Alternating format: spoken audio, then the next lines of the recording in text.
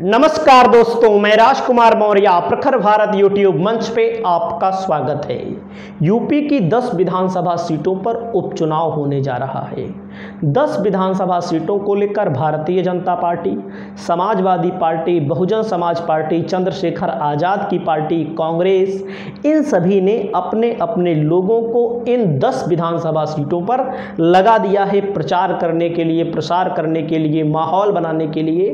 Bharatiya Janata party की सरकार है। भारतीय जनता पार्टी की तरफ से, योगी जी की तरफ से एक एक विधानसभा सीट पर 3-3 मंत्री तैनात कर दिए हैं। यानी कि 3-3 मंत्रियों को कह दिया गया है कम से कम 2 दिन आप वहां पर हफ्ते में रात्रि विश्राम करिए और लोगों की समस्याएं सुनिए, जो अधूरे पड़े कार्य हैं उनको जल्द से जल्द पूरा कराइए।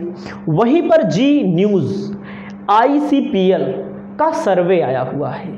सर्वे क्या कहता है, पूरा का पूरा डाटा मैंने उसको अपनी कॉपी में लिख रखा है, जिसको मैं आपको बताने जा रहा हूं। सबसे पहले आप देख लीजिए यहाँ पर जो सीटें खाली हुई हैं, मतलब 9 विधायक ऐसे थे जो सांसद बन गए, जिसमें से समाजवादी पार्टी मिल्कीपुर से अवधेश प्रसाद जो अयोध्या यानी फैजाबाद के सांसद बन गए, कटहरी से लालजी वर्मा विधायक थे, अंबेडकर नगर के सांसद बन गए, और वहीं पर सीसामऊ में समाजवादी पार्टी के विधायक की सदस्यता चली गई। करहल से अखिलेश यादव विधायक थे, सांसद बन गए। कुंदरकी से जियाउर रहमान बर्क विधायक थे, कुंदरकी से संभल के सांसद बन गए। मीरापुर से RLD के विधायक सांसद बन गए। गाजियाबाद से बीजेपी के विधायक सांसद बन गए अतुल गर्ग। फूलपुर से प्रवीण पटेल विधायक थे, सांसद बन गए। मझवा से यहाँ से बिंद हैं जो भदोही से सांसद बन गए। तो बीजेपी और समाजवादी पार्टी में प्रमुख टक्कर होगी। और इस ओपिनियन पोल में जी न्यूज़ की तरफ से जब क्वेश्चन पूछा गया, उन क्वेश्चन को हम आपको बताते हैं। जी न्यूज़ ने पूछा, यूपी में मुख्यमंत्री पद की पहली पसंद कौन है? जी न्यूज़ का क्वेश्चन है, हमारा क्वेश्चन नहीं है।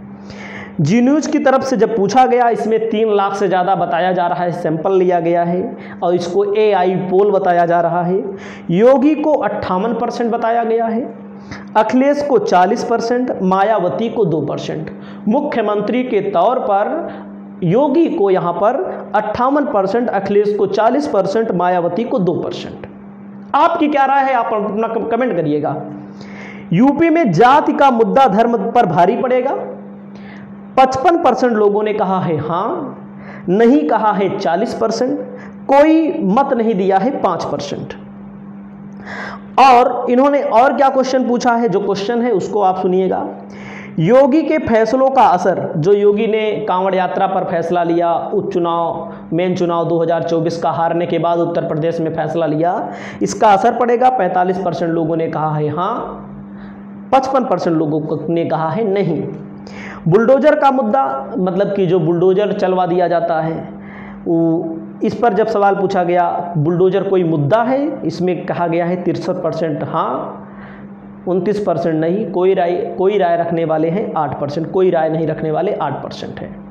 पेपर लीक के लिए, पेपर लीक मुद्दा है, 45% लोग कहते हैं हाँ, 37% ऐसे लोग कहते हैं पेपर लीक कोई मुद्दा ही नहीं है, और अपना मत जो व्यक्त नहीं करते हैं वो हैं 18%, हमसे पेपर लीक से कोई मतलब नहीं है, वो कहते हैं 18%। और पेपर लीक मुद्दा है, लोग कहते हैं हाँ पेपर लीक मुद्दा है। जनता किन मुद्दों पर वोट देगी, ये भी सवाल पूछा गया है जी न्यूज़ की तरफ से। तो इसमें जाति को 40%, रोजगार को 35%, धर्म को 20%, कोई नहीं 5%। और उसके अलावा मुख्यमंत्री के कार्य के तौर पर कौन बेहतर रहा, मुख्यमंत्री के कार्य के तौर पर योगी को कितने लोग बेहतर मानते हैं, बहुत बेहतर 19%, संतोषजनक 68%, खराब 11%, कोई नहीं 2%। विकास किसने किया सबसे ज़्यादा, योगी ने किया कि अखिलेश ने किया कि मायावती ने किया? 65% लोग कह रहे हैं जी न्यूज़ के इस ओपिनियन पोल के मुताबिक, 65% लोग कह रहे हैं योगी ने ज़्यादा काम किया, अखिलेश ने 25% काम किया, योगी ने 65% काम किया, मायावती ने 10% काम किया। और दोस्तों मैं आपको बता दूं यहाँ पर, अब इनका ओपिनियन पोल क्या आया है, उसके पहले आप जान लीजिए इनका ओपिनियन पोल कितना सही हुआ है। यूपी में एनडीए को इन्होंने लोकसभा चुनाव में 52 से 58 सीटें दी थी।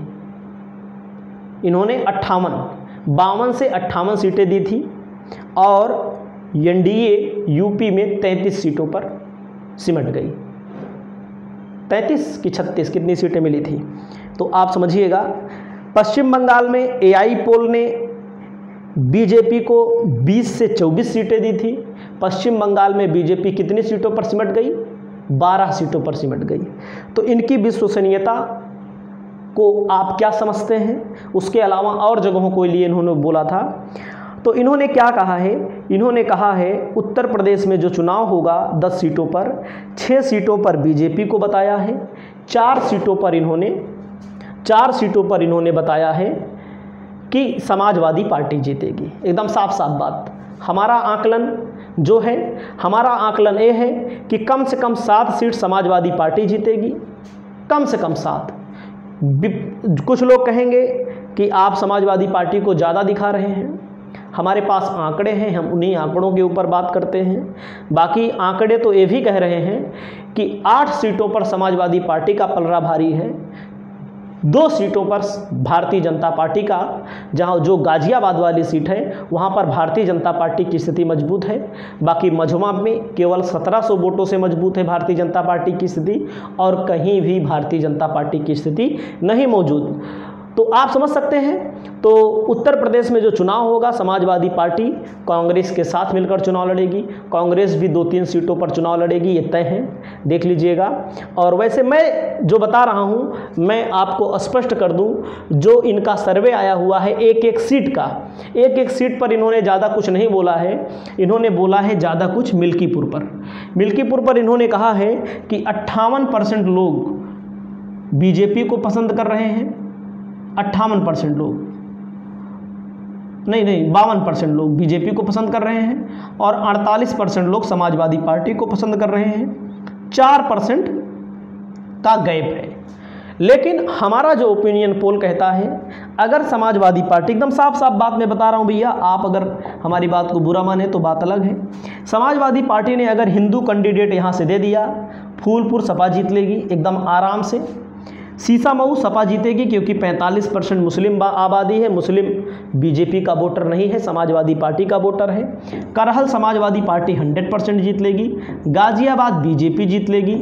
मीरापुर समाजवादी पार्टी के खाते में इसलिए आ जाएगी, आरएलडी ने मुसलमान उतारा है।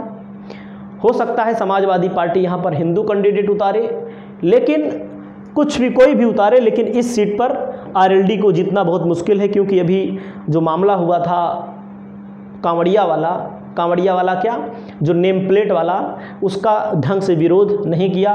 कुंदर की समाजवादी पार्टी की पक्की सीट है, इस सीट पर लड़ाई रहेगी, कोई भी जीत सकता है।